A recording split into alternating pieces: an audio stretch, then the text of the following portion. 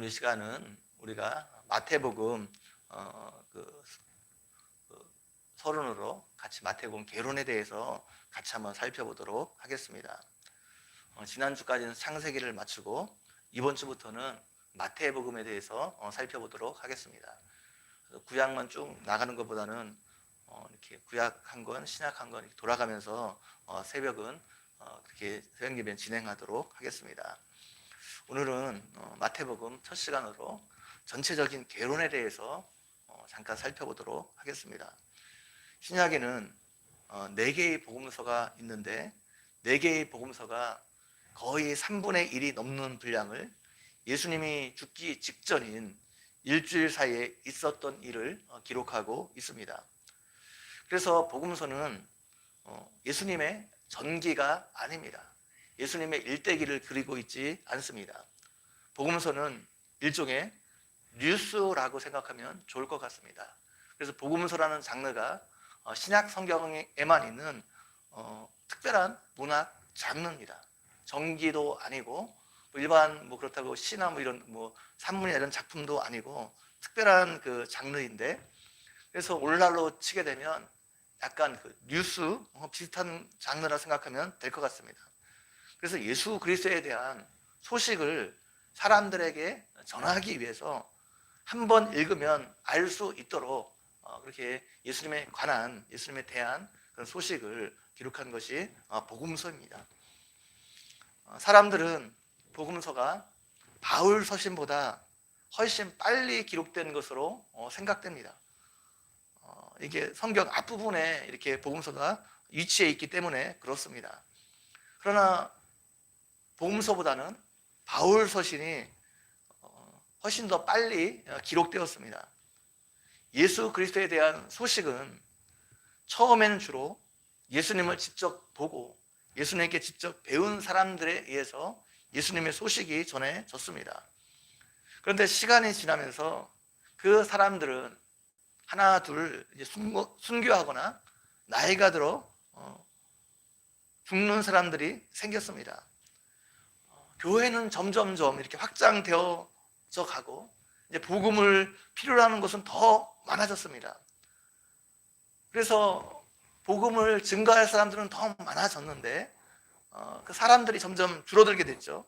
그래서 예수님의 행적과 가르침과 이런 것들을 글로 남길 필요가 생겼습니다.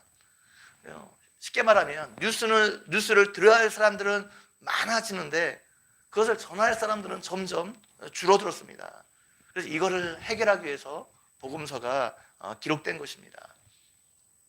예수님에 대한 그 소식을 전하려면 한 개의 복음서만 있으면 되는데 왜 4개의 복음서가 필요한지 질문하는 사람들이 있습니다. 이것은 예수님에 대해서 온전하게 알기 위해서입니다. 사람을 앞에서 보는 것과 뒤에서 보는 것이 완전히 다릅니다. 또 오른쪽에서 저를 보는 것과 왼쪽에서 보는 것이 완전히 다릅니다.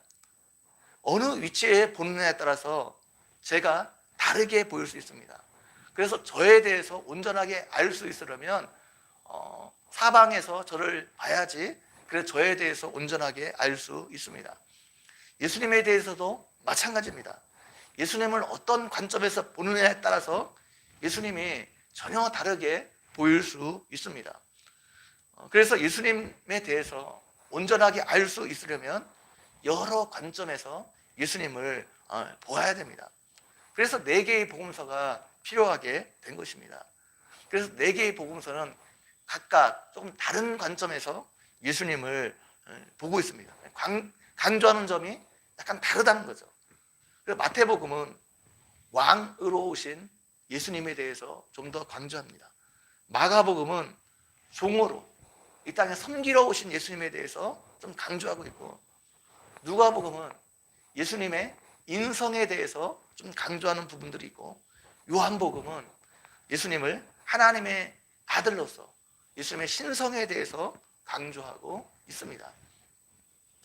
마가복음과 누가복음은 믿지 않는 이방인들을 위해서 기록되었고, 마태복음과 요한복음은 이미 믿는 사람들을 위해서 그들의 믿음을 강화시켜주기 위해서 기록된 복음서입니다.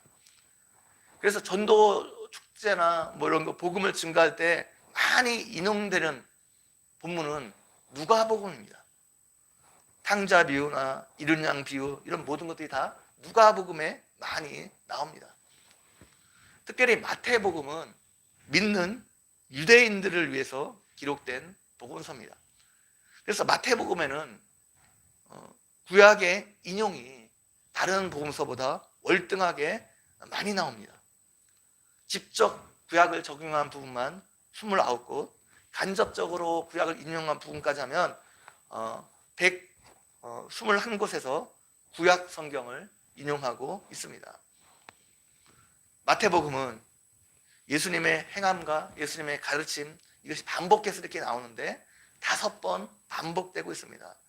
그래서 유대인들에게 모세 오경을 생각나게 하는 이런 구조를 마태복음은 굉장히 많이 사용하고 있습니다. 마태복음의 핵심 주제 중에 하나가 천국입니다. 마태복음 그래서 13장에 천국 비유가 나오는데 그게 마태복음의 약간 중심부라 할 수 있습니다. 그래서 마태복음에서 강조하는 천국은 이 시간 이곳에 임한 천국, 매 순간 우리 가까이에 있는 그 천국에 대해서 마태복음은 우리에게 말해주고 있습니다. 천국은 하늘나라입니다. 그런데 이것을 다른 복음서는 모두 하나님 나라라 표현하고 있습니다. 이것을 마태복음에서 하늘나라라 표현한 것은 유대인들을 위한 배려 때문입니다. 유대인들은 하나님이란 것을 직접 사용하기를 좀 많이 꺼려하기 때문에 하나님 대신 하늘이라는 말을 사용해서 하늘나라, 천국이란 말을 많이 사용하고 있는 겁니다. 하나님 나라와 그 천국은 같은 개념입니다. 이미 말씀드린 것처럼 마태복음은 예수님을 믿고 따르기로 결심한 사람들을 위해서 기록된 복음서입니다.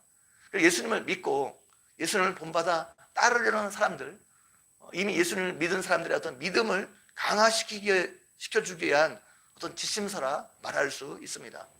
다시 말하면 마태복음은 오늘날로 치면 제자 훈련을 위한 어떤 지침서 뭐 이렇게 말해도 상관이 없을 것 같습니다. 그래서 이런 측면에서 마태복음이 강조하고 있는 주제가 3가지입니다. 첫째는 마태복음이 믿음에 대해서 많이 강조하고 있습니다. 천국 백성은 믿음으로 살아야 됨을 마태복음이 다른 복음서보다 많이 강조하고 있습니다.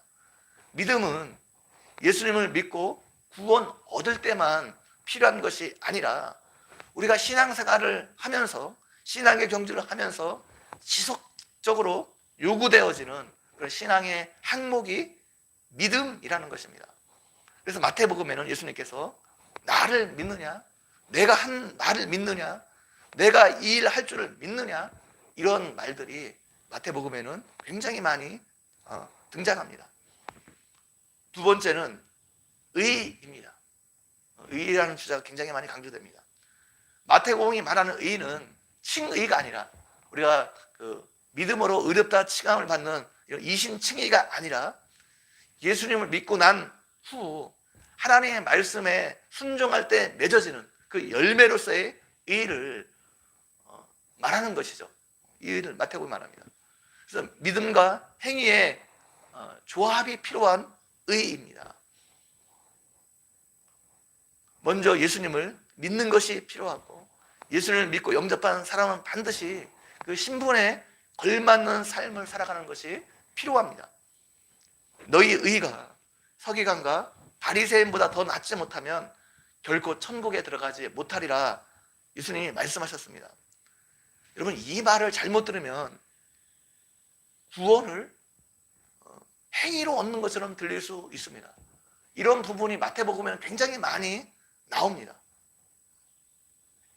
그 행위를 굉장히 강조하기 때문에 그래요. 예수를 믿고 난 후에 어떤 믿음으로 우리가 순종할 때 맺어지는 의에 대해서 굉장히 많이 말하기 때문에 잘못 들으면 그러면 행위로 구원하는 거 아니야?